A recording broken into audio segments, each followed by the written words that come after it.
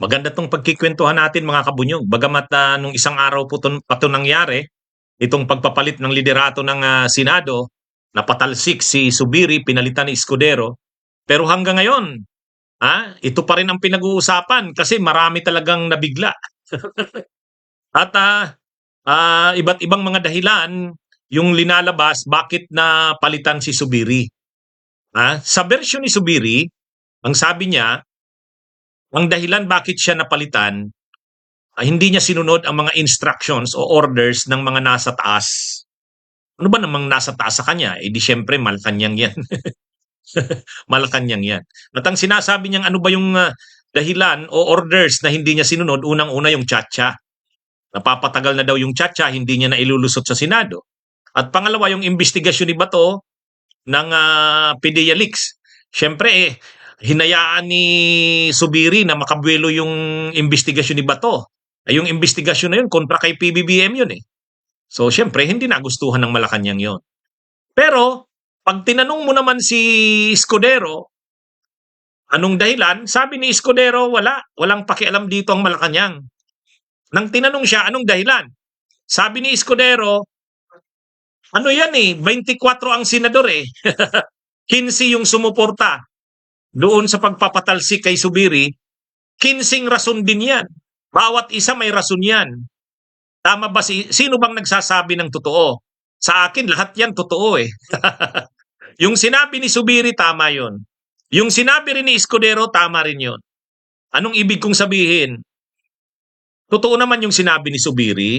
Hindi naman mangyayari yung pagpapalit na yan sa liderato ng Senado na walang hands ang Malacanang.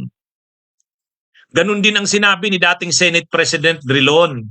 Sabi ni dating Senate President Drilon, imposible naman na walang hands o kamay ang Malacanang doon. May hands ang Malacanang doon. Kaya tama yung sinasabi ni Zubiri, sinang-ayunan ni dating Senate President Drilon, gayon din yung sinabi ni JB Ejercito, sabi ni JB Ejercito, ano talaga may makapangyarihang kamay na gumalaw dyan? Alin ba ang makapangyarihan kaysa sa Senado? Eh di syempre Malacanang.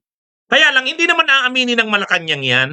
Kasi pag inamin niya ng Malacanang, di lumalabas, nakikialam ang Malacanang sa gawain ng Senado. Na syempre sa Constitution, mayroon tayong separation of powers. Hindi naman magandang lumabas na ganon. Kahit si Escudero, hindi niya naman aaminin yun. Kasi lalabas nun, Malacanang pala ang nasa likod ng pagkakapwesto niya. Dilalabas niyan, tuta siya ng Malacanang. Hindi naman maganda yun sa kanya. Pero, tayo naman kasi, dahil hindi naman tayo maka-Escudero, hindi rin tayo makasubiri. Basta tayo kung ano lang yung totoo, doon tayo. Ako, masasabi ko, ano yun? Totoo yung sinabi ni Zubiri. Hindi na nagustuhan ng Malacanang yung ibang ginagawa niya. Ano sa tingin nyo? Sang-ayon ba kayo sa sinasabi ko? Agree ba kayo? Pero totoo rin yung sinasabi ni Escudero.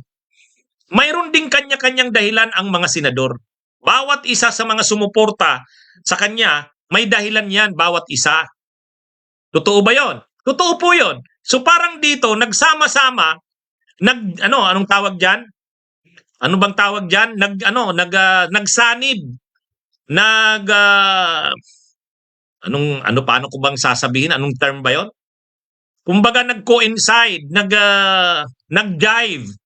Yung gustong mangyari ng Malacanang na mapalitan na si Zubiri, sumubo ito doon sa individual din na kagustuhan ng mga senador. Kasi kahit gusto ng Malacanang, kung ayaw ng mga senador, hindi mangyayari yon. O nag-combine, nag-collaborate. Tama si Bon Santos. Tama din si Benjamin Siena. Ibig sabihin, ang interes ng Malacanang, mapalitan na si Zubiri. Nung mga una, ganyan na din ang gustong mangyari ng Malacanang. Ang problema, hindi nakukuha ang support ng mga senador, individual na mga senador. Kasi ang loyalty ng bawat senador na kay Zubiri pa. Ngayon, hindi na. Yung mga individual na mga senador may kanya-kanya ng rason. Mga kabunyog, mga kababayan? Halimbawa, yung grupo ng PDP laban, kanina diniscuss ko yan yung grupo ni Tolentino, ni Bato, ni Bongo at ni Padilla. Duterte yan. Dapat sana maging loyal sila kay Subiri kasi hinayaan naman sila ni Subiri na makabilo eh. Yun nga yung hinanakit ni Subiri. Kaya lang, bakit nag-decide yung grupo na yan ng PDP Laban na sumuporta kay Escudero? Ang dahilan niyan, si Tolentino na ang nagkumbinsi sa kasamahan niya. Sabi siguro ni Tolentino, pinangakuan siya nila Escudero, makumbinsi mo lang yung tatlong kasamahan mo. Si Bato, si Bongo at si Padilla, gagawin ka naming majority floor leader. O imaginein mo yan, majority floor leader ka, pangatlo ka sa pinakamataas na officials ng Senado. Di ba? So, ginawa ni Tolentino, kinumbinsi si Bongo, si Bato, ay si Padilla. Si Bato yung nahuli na nakumbinsi.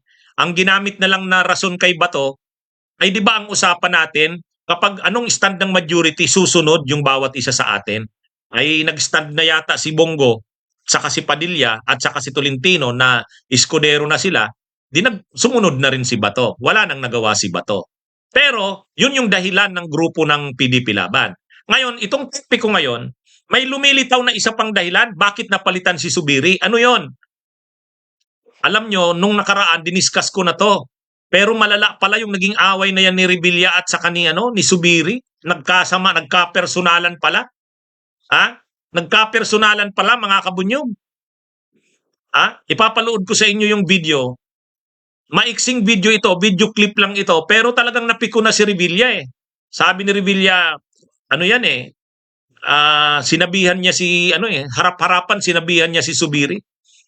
Kumbaga personal, masyado ng personal yung ginagawa mo.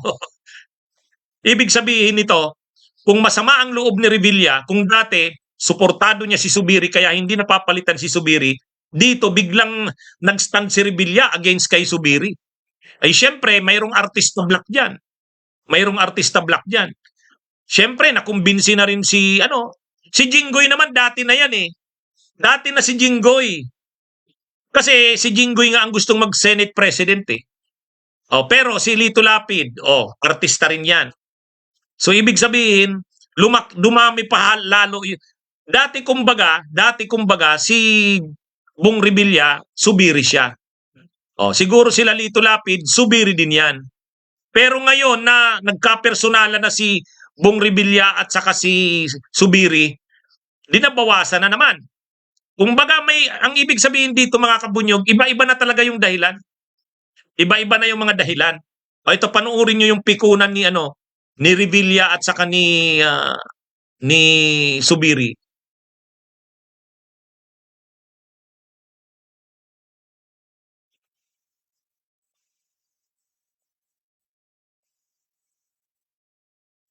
Itong video po na to. So panoorin natin to ha. A member of this chamber with medical devices, apparatus, and apparently under rehabilitation, Mr. President. Is he really required to be physically present? There will be good days, I assume, and there will be bad days. On good days, I'm sure he will attend. On bad days that he really cannot, all he has to do is to inform us without need of questioning his or any one of our members' motive or intent in not being able to attend. Mr. President, I joined the sentiments of our dear colleague, the gentleman from Sorsogon, 2 weeks ago, in the opening of our session, Mr. President. This representation made that motion, Mr. President, that while our good colleague, the gentleman from Cavite, underwent surgery, and it's not a simple surgery, Achilles heel is a major injury. And we made mention that Senator Revilla can participate online while he regains his mobility. You're not bedridden. Are you? Ito mga kabunyog, ito yung nagkapiko na nagkumprontahan pala si nagkumprontahan pala si Revilla at saka si Subiri Ito mga kabunyog, panoorin nyo. While he regains his mobility. You're not bedridden. Are you in coma? Are you in coma? Are you in coma? Hindi ganun. Bastusan na tayo dito eh. Nire-respeto kita. Don't do that to yourself. We're rules-based. Yun. Nakita nyo yun mga kabunyog? Sabi ni Revilla sa kanya, pare, bastusan na tayo rito eh. Talagang personal. Personal yung naging away mga kabunyog. Ah, ano ito eh. Kumbaga, kung dati, si Revilla, syempre, ano siya, suportado niya si Subiri, kasi ano sila eh, majority sila. Parang dito, nagkaroon na ng ano eh, nagkaroon na ng rason si Revilla, hindi niya nasuportado si Subiri. Kaya yung mga nag-aambisyon na mapatalsik si Subiri, na hindi dati nakukuha yung bilang o numero, ngayon nagkaroon na ng bilang. Di ba? Napanood nyo yun? Ha? Oh. Napanood nyo yung ano na yon? Parang away kanto na yun eh. Ibig sabihin nun, malala talaga yun. Kasi sabi ni Revilla, pre, bastusan na to eh. Ha? So, nangyari yan. Alam nyo, ang pinag-ugatan kasi niyan mga kabunyog, ang away na yan ni Subiri at saka ni Revilla. Na-discuss ko na to dati. Injured injured sa paa. Sa Achilles heel. Inoperahan itong si Revilla. Nung una, habang nasa hospital siya, kauopera pa lang sa kanya, pinayagan pa siyang umattend sa session ng video conferencing, ibig sabihin Zoom. Pero ngayon, gusto ni Revilla umattend na naman video conferencing uli. Ayaw na ni Subiri. Sabi ni Subiri, kailangan bedridden ka. Ay ngayon hindi ka naman bedridden na eh. At saka ang totoo kasi dito, nagkaroon kasi ng alliance signing yung PDP laban at saka yung Lakas CMD. Ay ang president ng Lakas CMD si Revilla. Kaya yung pirmahan na yon ng signing ng alyansa ng PDP hindi PDP laban, Partido Federal ng Pilipinas at saka Lakas CMD, ang pumirma para sa Lakas CMD itong si Bong Revilla at saka si Martin Romualdez. Kasi sila yung pinakamatataas na officials ng Lakas. So kahit injured yung paa ni Revilla, umattend siya doon. Nandun si si PBBM eh. Yun naman ang sinasabi ni Subiri. Hindi ka naman nasa coma. Hindi ka naman nasa coma, hindi ka naman bedridden. Bakit hindi ka a-attend? Kaya ang nangyari diyan, hindi pinayagan ni Subiri yung pag-attend via Zoom. Yan mga kabunyog ang nangyari diyan. Kaya medyo masama ang loob ni Revilla. Alam na natin to, napag-usapan na natin to last time. Pero yung pala, nagkaroon ng confrontation ang dalawa. Napanood nyo yung confrontation eh. Sabi kasi ni Subiri, bakit? Nasa coma ka ba? Nasa coma? Ibig sabihin, comatose ka ba? Sabi ni Revilla, pre, pastusan na yan eh. Kaya, mga kabunyog? Kumbaga yung sinasabi ni Escudero na ang reasons ng pag-alis pagpapatalsik kay Subiri, iba-iba na yan eh. Tama yung sinabi ni Subiri, may kamay ang Malacanang. At tama rin yung sinabi ni Subiri dahil yan sa hindi niya napagsunod sa mga orders ng Malacanang. Lalo na tungkol dun sa PDEA leaks. Yung investigasyon ni Bato. Hindi niya pinatitigil eh. Pinabibwelo pa, naka-4 ng pagdinig, may pang-5 pa. Tama yung sinabi ni Subiri. Yun talaga yung dahilan ng Malacanang. Pero hindi naman masusunod yung gusto ng Malacanang kung ayaw ng mga individual na senador. Ngayon, nagkaroon ngayon ng mga individual reasons ang mga senador, bakit ayaw na nila kay Subiri. Sa part ni Revilla, yun ang rason ni Revilla. Malamang kinumbinsi ni Revilla yung mga kaibigan niya ring artist. Si Lito Lapid, si Robin Hood Padilla, di ba? Kaya yun? Salamat Kabunyog Juni Salvidja sa pag-send ng donations. Kumbaga nag-meet dito, nagsalubong yung iba-ibang interes. Ang interes ng Malacanang, mapalitan si Subiri kasi hindi na nasusunod yung gusto nila. Pero kahit gusto ng Malacanang yon, kung hindi naman sang-ayon ang individual senators, hindi mailulusot yon. Yun ang nangyari nung mga nakaraan. Ngayon, may mga nangyari na naging kontra na kay Subiri tulad nitong nangyari kay Bong Revilla. Siyempre, may mga kadikit din yan si Revilla sa Senado.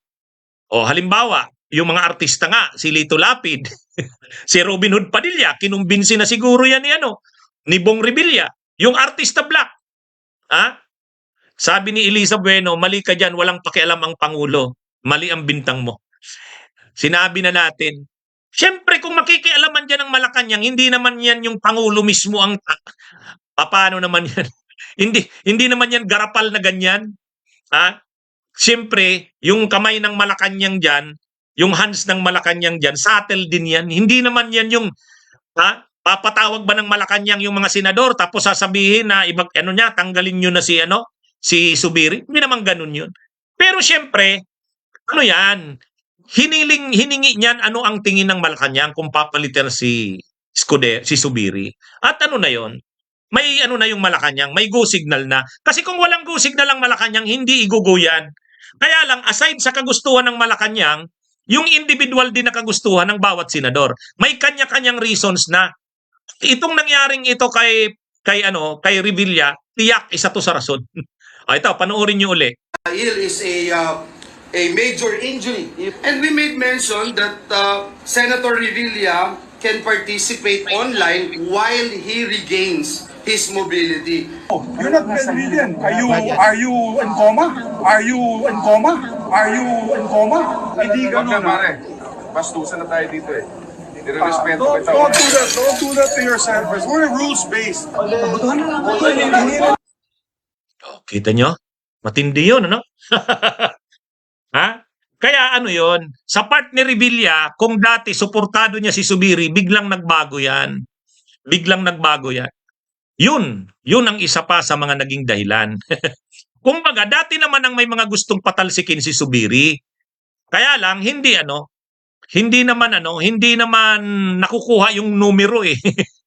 Kasi si Bong Revilla, sigurado yan, Subiri pa yan nung una. Pero sa nangyaring ito, nakita nyo, personal, yun eh, mabigat yung sagutan na yun eh. Di ba? Sabi ni Revilla, pre, tama na, na yan? Personal, na yan? Bastusan na yan. Di ba? Ngayon, hindi tayo sa kahit naman si Senate President Drilon, dating Senate President Drilon, sinabi niya, wala namang pwede ba yun na ang Malacanang walang hand sa pagpapalit ng Senate President? Di ba? Ibig sabihin, inamin ni Drilon na kahit nung time ni Pinoy, may hand si Pinoy dyan.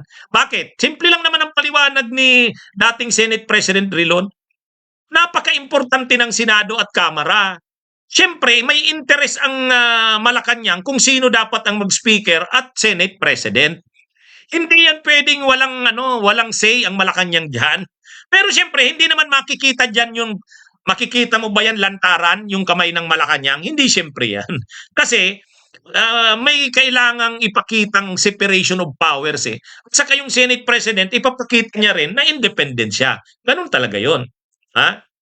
Sabi ni Jetro Montero, ano ba yung attorney? May nagbasag pa ata ng baso. Hindi naman siguro. Hindi ko alam kung ano yun. Anyway, basta't ang sinasabi natin, nagsalu-salubong ang mga interest dito. Nagsalu-salubong.